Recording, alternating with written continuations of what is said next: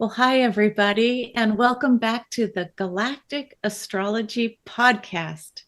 My name is Ursula with the Ascension Playground, and I'm joined by the podcast co host, Julia Balaz. As many of us know, Julia is the creator, founder, and visionary of what's called the Quantum Soul Guidance Practitioner's course. It was launched a year ago, and today we are in celebration as another graduate, Michael Richardson, who's actually Zoom calling us from the future in Australia. So welcome, Julia, welcome, Michael, and congratulations. Welcome. Thank you. It's a pleasure to be here. It's Saturday already for you, isn't it? Friday for us. We always get excited about the sun has just come up. I love that. From California, Ireland, and to Australia. Clearly, the call has gone out to create this kind of a global family and a network. And it's so exciting now to hear your story, Michael, about how you've taken over 44 years of esoteric wisdom, learning, studying. I mean, when I saw your story about everything you bring together, tarot, traditional astrology, beautiful artwork that involves woodwork, wands, and more, Akashic records, and vibrational healing. And so now today, to celebrate this additional overlighting of galactic astrology that helps support the quantum soul guidance, it'll be fun to see where your past path, like how did you come upon your own spiritual path, one, and then two, we of course love knowing how you found Julia. Well, thank you. It's hard to know where it began. I have a recollection as a very young child being in the cot, having a visitation by, I'm not sure what these people were, but I reckon it was a fairly pivotal moment in one sense, but from there it was never really talked about or understood. So my next step would have been as a teenager traveling to another city in Australia and being introduced to numerology, which just amazed me. I mean, I can remember even now feeling the energy of what numerology gave me on that night. It was a very quick visit. I think it was only 24 hours, which is a very fast drive, I have to say. But I came back a different person straight away. From there on in, I met another individual who I was asked to go and see, who was the local tarot astrology reader by the name of Ayla. And that was my biggest turning point. Many people that I knew in my workplace had seen her and said they recommended her highly. And she had become a mentor in some of my astrology works and studies, and also even art. She's actually on the wall over there. I still have her. She's passed on now. And it sort of grew from there. And I did a course in astrology, just basics. I met more people that did astrology, and there's a small family in Adelaide grew in that sense. We associated a lot. And then from there, another course, which Ayla sort of was bringing to Australia from the US, from New York. I met Michael Richardson, who's just also recently passed on, an amazing astrologer, and did a course with him. That was where the Esoteric Astrology came in. And then I had a bit of time in Sydney and did some tarot and a bit of teaching in astrology and tarot and higher self learning in a place called the Talking Place, which I've now taken their name to. They closed their doors for the location where I actually do readings at home. I call that the Talking Place. In that way, it just grew just slowly. But then I had a time when I didn't do anything for a number of years, over 10 years, and just studied and worked on the woodwork a little bit, but didn't know where I was going to take it. And I pretty much remained in my service-orientated job and realized that the teaching that I'm doing in this job should be more. Only just recently I've decided to bring that back out into the world. There is Julia just waiting for me almost and saying, well, here's the next step for you. I saw her online being interviewed by Akurda and Melchizedek, and I thought what Akurda had was amazing. And I thought, this is where it's at. And then Julia, I thought, and just seeing Julia's heart on the internet saying, I can just see this person's got it, so I'm going to look into it. And I think within 10 minutes, I decided to sign up. I signed up pretty much outside the local food shop down the road and thought, yeah, it's happening. So I just started going to my phone and saying, this is happening for sure.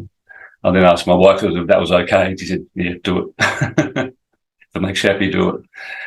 And it's been a great experience. I think the Galactic Astrology part of it has really sort of completed the process for me to some degree, because it's never completed, having said that, but it sort of fills the gap that I've been looking for some time, I think. So I'm quite happy to now be certificated, and I'm very honoured, in fact, to be certificated in this particular work that you've done, Julia. Oh, thank you so much. That means so much to me. I'm curious, what was it like for you to see your galactic astrology alignments? I've noticed you have Sirius conjunct Saturn, so Saturn in Capricorn, and in the 9th house opposing Vega, right? So with the Sirian energy conjunct, especially, it is very down to earth, grounded. And I've said it before on my YouTube channel, and I can sense that grounded wisdom and really ancient, old souls wisdom in you. So it's just another beautiful validation of seeing that. Have you been aware of any of these kind of fixed stars, and even your Venus conjuncting galactic center? And there's a lot more there in your path where it indicates that you've been kind of on this path of wisdom, but in service to humanity for a very long time, for many, many lifetimes. How was it for you seeing these? Yes, it's been interesting to look at those. I mean, I did the course without even looking at my chart, my Galactic chart. I just sort of followed it through. I just want to see what came up. I've just been working with it just recently to sort of look at more into it and seeing what that's about, and even had a reading with Patrizia, and that was very good to have. And she's one of the people like me, the practical types. We like practical astrology. And as you said, grounding, it's very much the way it should be, I think. It's about living here with that energy rather than trying to be somewhere else with it, I believe, or be outside of the experience of self, and trying to live it is the game, I think. And as we plug into the Aquarian age, the age of the group, as I refer to it, and as Esoteric Astrology refers to that too, and the age of esoteric science, it's really the science of bringing groups together. And so when I see this Galactic Astrology as being the next understanding, I'm going to say next step, it's next understanding for me, and I can see the galactic center there. It is really bringing that energy into everyday living, allowing that to lift us into a new level of practicality, a new groundedness, and as we connect to the earth, we bring the planet up too, and all the groups come up. And I really am getting this sense that the entire local universe is just going to turn into something rather amazing. And I don't necessarily mean this planet or solar system, but galaxy. And I even think other galaxies are going to link. And I really do feel that this creation that we are creating on this planet, because it is our own creation, because as we think it, we make it happen, is going to reach far and wide, time and place. That is so beautiful that you bring all this through. And in particular with your South Node, where your soul is coming from, being in Pisces and in the 11th house, which is just so natural for you to tap into collective consciousness. And there's just no limits to how far the consciousness can go and reach, and you're naturally tapping into that. However, the North Node is heading with you more towards playfulness, right? And being in the present moment and kind of rejoicing in the possibilities of what we can do together. How are you doing with the joy and fun and playfulness element in your life with that kind of North Node? How is that going? Because, Sirius being very grounded and serious. How are you doing there with the 5th house? How do you translate that into your life? I mean, my other teacher, Michael, said I had a very quick mind. It's like I'm shooting from the hip all the time. So I'm a bit of a joker, actually. Good. Sometimes I'm glad to hear that. Sometimes the Pluto conjunct node comes out and sort of people sort of go, "What was that?" And it actually transforms them right in front of my eyes. So I've got to be careful sometimes. I am a Scorpio. And so it can be a very powerful playfulness in a way. You could say a powerful playfulness. So I've got to be very careful with it. I love that transformational humor in the moment channeled, you know? Magical. Thank you. Yeah, I tend to walk away quickly. Yeah. Anyway, that's one thing about it. But certainly I see it also in the creativity side of things, making playful things like this, for instance. It's not very playful, it's very powerful as well. The creativity that I've had, because I've got a BA in visual arts, but it was photography major with a bit of sculpture. Well, the sculpture has gone into devices like that. I call them devices, or things that have popped in through universal spaces and dropped into planet. And I sort of have to translate them into form. And also furniture and boxes as well, a bit of fun. So that's my creativity, where they actually can speak their own statements to people when they're not with me. So here, have one of these. It'll do things for you. That's what I like to do in terms of creativity as well. And to some degree, they have a bit of whimsicalness about them as well. I was going to have an exhibition of the boxes, for instance, and the ones, and call it found objects from other places at other times, because they operate like found objects, because they also use found materials like recycled wood and sticks and things like that, and that helps ground, I think, that creativity that I have got and ground that spirituality that I've got too, and it helps me a lot. Although I struggle sometimes to actually translate what it's trying to tell me when it's downloading, and say, well, I don't know how to do that yet. Can you just wait for me? My hands aren't ready. But I'm getting there in that sense too, and I just need more time, and I'll do so much more of it. Wow. Well, I'm going to step in and ask you, because we're still talking about your beautiful spiritual path and the playfulness. It's almost like you're like, for lack of a better word, like a Merlin or a grand wizard who is, I don't know, like you're almost hidden in a certain way. And now with the Galactic Astrology and your portal now called Dimensional Soul Astrology, it's like you're coming out and sharing this greater radiance. All of you, all of this amazing knowledge, Sirius with Saturn, it's this keen intelligence, yet by itself, you know, how does it activate?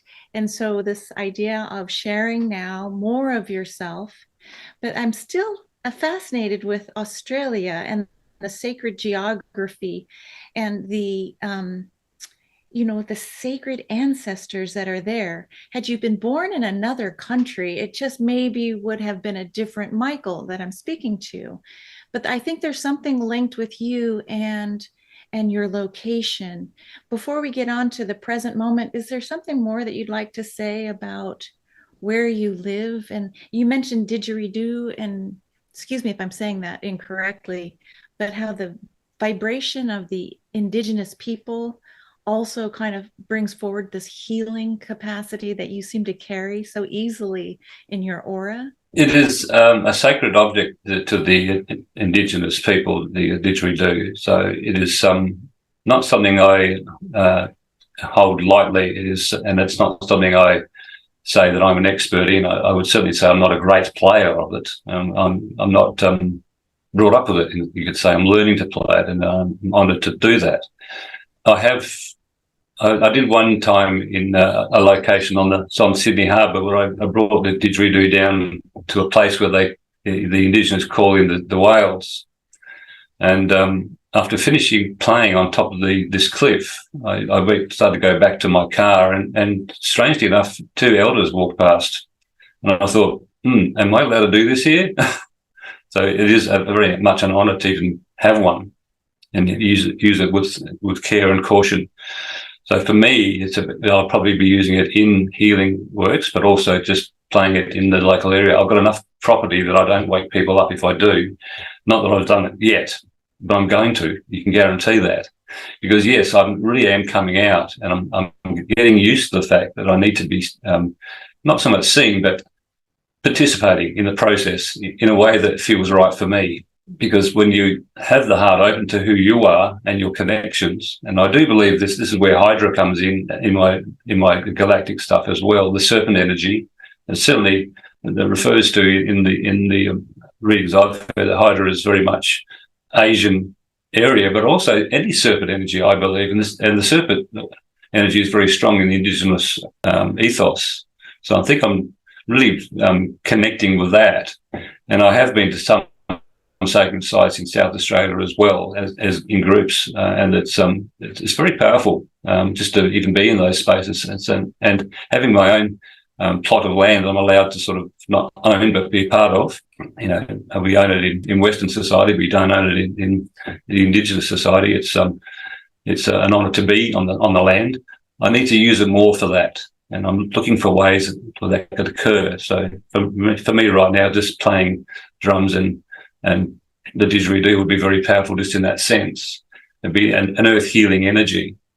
So I'm just still getting there on that one. I've got to make more time. I still have a full-time job, and it's can be difficult sometimes to get the time to do these things. But it is my time. I think it feels that way. Thank you so much. I just sense this idea of the origin story of the indigenous, along with the galactic, that there's this dovetailing of sorts happening, and you seem to be able to tune into that in a beautiful and profound way. So when you said that you were playing the didge and two elders walked by, can you just tell me, when you say two elders walked by, you're not talking about two older people, correct? Were you talking about etheric beings, or? The two elder indigenous, in 3D form, they were people. And it was rather amazing to see them there. I mean, it's their sacred site, it makes sense. But I was quite surprised that they actually walked past and I was playing the didgeridoo. Did I call them? Did they hear it? I don't know. Yeah. It's interesting. I'm not sure, was it you, Michael, or someone else in our Facebook community sharing a video of two elders in Australia playing with two didgeridoos that were directed very closely at the chest of a patient inside a hospital, and scans were taken before and after, and there are just ongoing research now validating the powerful sound and vibration of the sacred instrument. So I'm just so excited seeing many more amazing discoveries, and most of all, the science and medicine starting to accept and welcome the traditional ways of being. So Uranus and Taurus, rock on. More of this, please. Yes. I had a lessons with an Indigenous healer and elder called Jerry, and I made a wand for him as well. And he very much was saying a lot of things like that, where he would actually heal people with just the power of his connection, where they would walk in with the problem and walk out without it. And there was lots of collaboration with that idea. And it wasn't me that found that post online regarding the hospital, but I did notice it. And I just said, well, yeah, that's what happens. It can do that. It's a very powerful energy because it's very much a heart device. It comes from the heart. And when it's channeled in a way, you can see the vortex going down the vacant space of the wood. It really directs a very powerful and intense energy. But it's love filled, so it's good. It's not intense that it becomes a painful thing. It's a very positive thing. I would just add, for anyone listening, when we talk about a Facebook group, for those of you who decide to join the Quantum Soul Guidance Practitioners course, it's not just material that you read on your own. It's quite extensive material, but there are regular gatherings and meetings and posts in a private Facebook group for these practitioners. And when you become certified, like Michael is, there's another private group so that the certified practitioners can also share best practices or questions. So it really is more communal. And so anyone listening, if you're looking for your soul tribe and you know that you're really not so normal, but what we're sharing feels right, and so working with ancestral wisdom, the earth, energy, the galactic, the practitioner's course offers a great way to meet one another around the world. So, Michael, thank you for those words. And I'm going to now share your current website, which is Dimensional Soul Astrology. Discover your soul's dimensional origin. As I'm trying to bring this up, you want to share something? Did you have this website before the class, or was this created as a result of the practitioner's course? I have had no website until now. So yes, the course has produced the need, I believe, to put my amazing face out there. Well, it's not amazing at all, but it doesn't matter. Here you are. But you know, there it is. Here, see. Wow, really well done. And so yes, it's very good. I'm actually having chats with one of my clients, and I'm doing some feedback with them. And I'm going to change it again. It's going to be something along the lines of light worker assistance, perhaps. I'm not sure yet, but I'm going to change the way I do the galactic readings. They're not going to be 2.5 hours of slog. It's going to be more like 3 1-hour sessions, because I believe that's a bit more appropriate for people to understand this amazingly large energy system that you get when you have a reading. You just plug into a trillion volts almost, and again, it's very difficult to sort of bring it all together in one 2-hour session. And my acupuncturist was one of the readings I did, and he said, "And how did you go with that, Damien?" He said, "It was like a depth charge," he says. "I'll let you know." And I thought you'd better handle that fairly well, but even that was too much for him, I think. So I'm going to change that a bit. And yes, it's going to be astrology, but I think light worker. I love where you're going with this and how you're finding your own way through this work and combining the many tools you have in your box and really making it your own. I always encourage that with all our students. Yeah, beautiful. I mean, the problem I'm having with all this is that, and I know for me, every client I have is my teacher. I might change my website every time I have a reading. It's just crazy, but I don't think I'll do that. True that. I had to share your treasure boxes, your woodwork. Look at this. This is where I called you what I think is like a hidden wizard. These are not just wood pieces. These feel like they have a very specific purpose. Look at, is this what you would call a wand down here with the feathers, Michael? Yes, it's a healing wand. I would refer to it. By the way, Ursula, you're also, so that one there that you just brought up on page, that's the one that Jerry got, and that's his wand. Gorgeous. So he uses that to brush auras. He refers to that and clean them off. Jerry, the Aboriginal ancestor. That's correct. Yes. Oh, look at that! Is gorgeous. Yeah. What kind of wood is that? That's a piece of red gum with some Oregon pine legs and some jarrah, which is a West Australian wood, a very hard wood on the bottom. Some of these photographs aren't the best. I have to rephotograph some of these. The other one that you showed up the top, I've sold that to my Reiki master, and she uses that to do her goddess finalization of the session. So she brings the goddess out to close the session of Reiki. She loves it. It's about so long. It's quite large, but very light. Beautiful.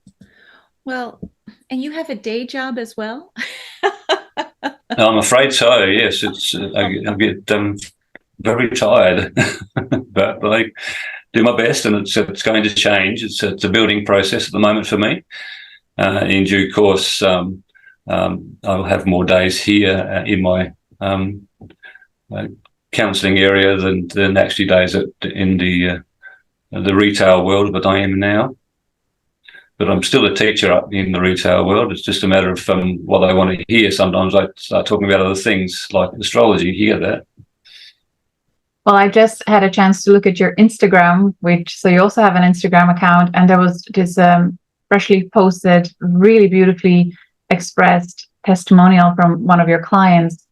My heart was overflowing with gratitude and pride, really beautifully shared experience. And what I loved, the lady was saying that you didn't only provided her with the information about the galactic astrology and explaining to her what everything meant, but you also provided her with additional tools to help her tune into her own guidance and to start understanding herself from within her own being. So that's the kind of service you get with Michael.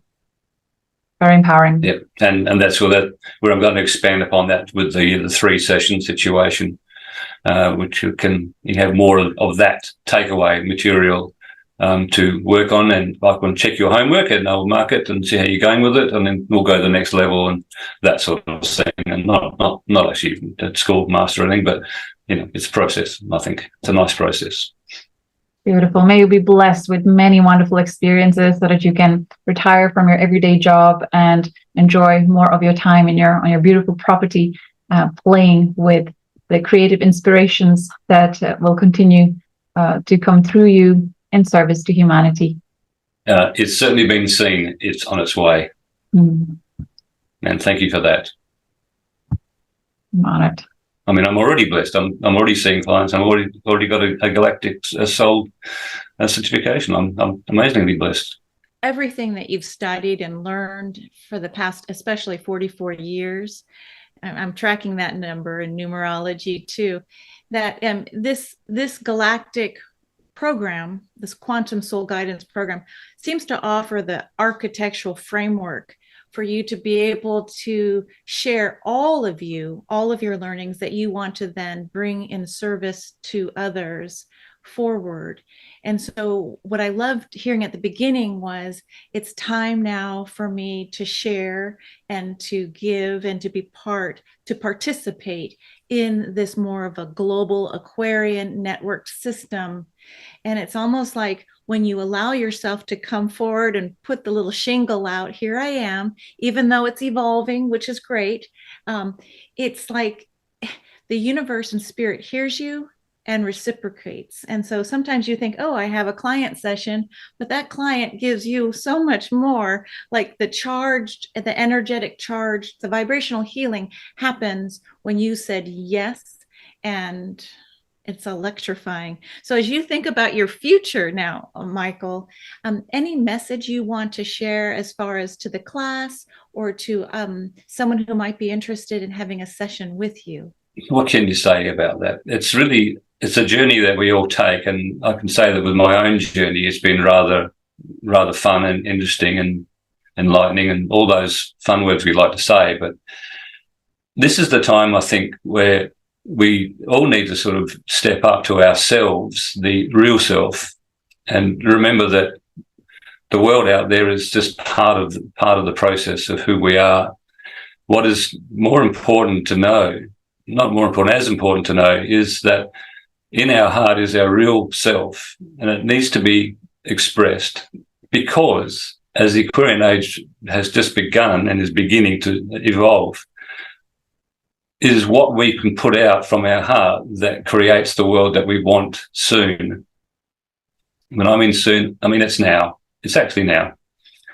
So if we can continue to work on who we are and to realize that what we've been through, whether it's good or bad, is just part of who we are, and it's not all of who we are, then we will learn more of who we are very quickly.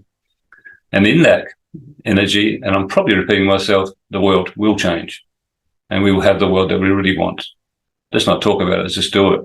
I believe that wholeheartedly. I can feel it. I can smell it. It's really right around the corner. Yeah. Just these quantum leaps really bring it on, especially from March onwards, the energies are accelerating. And it's all about adapting and mastering, adapting to ever evolving society, world. And it's all about the everyday micro choices that we make, right? And taking personal responsibility and mastery and balancing everything at the same time. So beautifully said, Michael. Thank you. But let's not struggle with it. Let's just let it happen. But just be open to it. Because if you struggle towards it, you're just getting a bit stressed out. You just got to let the love flow, let it flow, and just go with the flow. Great point. From your experience with the Aboriginal culture, do they ever talk about any particular star systems when they refer to the sky and in their mythology, or is it more about the earth, the inner earth? You know? They just refer to the star people. Okay. I think it's fair to say that if they were to talk about it more, for those who would be allowed to release the information, but it's still they're very cautious about it because they are still a displaced people. And there's a lot of fighting for their voice at the moment. You may see that in the news. I'm not sure over there, but they're asking for people are asking for the voice in Parliament now, the Aboriginal voice in Parliament. They want to have their voice. But there's the other side of that coin that says it's just a voice. It's just a standing in Parliament, and that's all. But they want more than that. They want their rights, a bit like American Indians or something, their rights to be recognised, and so they can be not just looking for handouts all the time, because they're just they've lost their soul to some degree because of the fact that they're pushed aside, but they're losing some of their wisdom. I think it's on outside. I'm not part of it, so I don't really see that. But what we're gathering is that they're losing their soul, and their elders are dying off, and they're losing their culture, but they're fighting back to keep it. And in that sense, they're more out there. And I think the voice in Parliament will be useful, but it needs to be more than that. Otherwise, it's tokenism. So in that sense, they don't mention what star system they have connected to, but I think it's fair to say that most people believe it is the Pleiadian connection. I mean, for me, if I see the origin stories, would have to be Hydra for the serpent energy, but it's also very Lemurian as well, because they live off the land. And they're in harmony with the land. And the land is the most important thing, and that's why the land rights was brought forward as well. That, to say that those who have come into this land and have taken the land from them and saying it's now ours, they're reminding us it's not yours. We are allowing you to live on it. So please honour the land. Don't destroy it. And they really just want the land to survive. And that's where their spirituality lies. So it's hard to say at this moment in time what is the most important star system on that connection. I'm not sure. Mm-hmm. Thank you for sharing all that. Well, astrologically, certainly the way the alignments are occurring, especially March and then May during the lunar eclipse, I feel the justice bells are ringing already. So maybe see more of the divine resolutions for their culture and just a whole new life experience for them.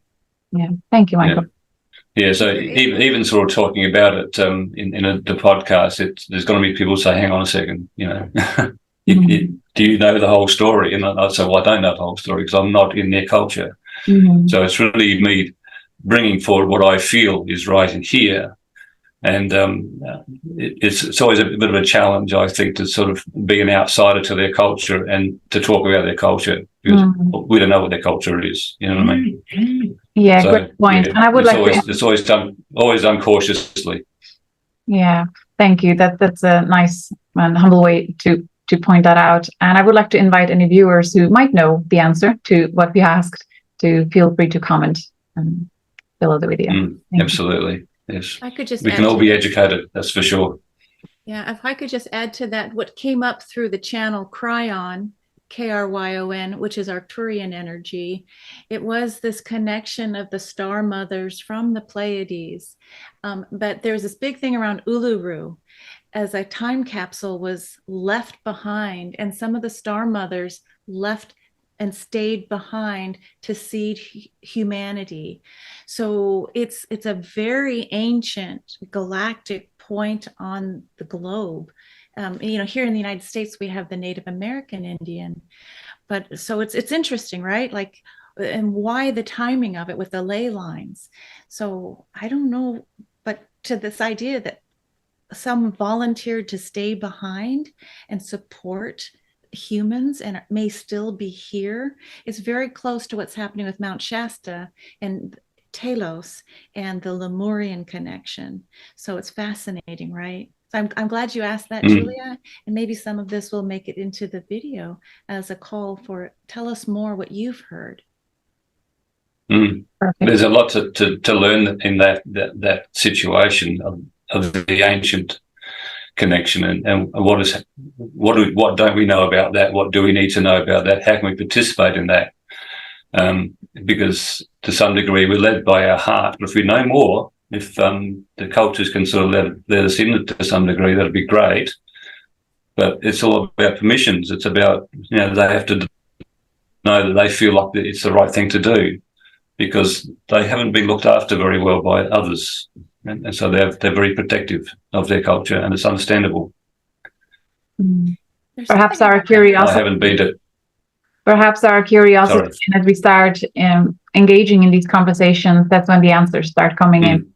So that's right. Yes. And there's certain points yes, too, where only females are allowed to go, so that the male wasn't allowed. So it's this interesting dynamic too of why was that? Like the star mothers, and only feminine energy was allowed. And I think Regina Meredith is tracking some of this as well on Gaia TV. Yep. Thank you both. And any final words as far as the sending off? Because I feel what's happening, my final words would be that, Michael, oh, it's so wonderful to see you and to resonate with you. And it feels like you've made a huge pivot from learning, absorbing, delighting, to now sharing and participating. And it is a big pivot because, the constant seeking that I've been on as well and discovering, you're right, it's time now to kind of own it and to be it, and sharing the joy and the beauty of us creating our own beautiful worlds. Such a congratulations. So thank you. Well, thank you both. It's been an honor to have a chat to you as well. I mean, I see you on video. It's just like, one day we'll meet. One day, the whole group will be there. Oh, it's our pleasure. Blessings. Thank you very much. Until next time. Bye for now. Cheers. Thank you. Bye-bye.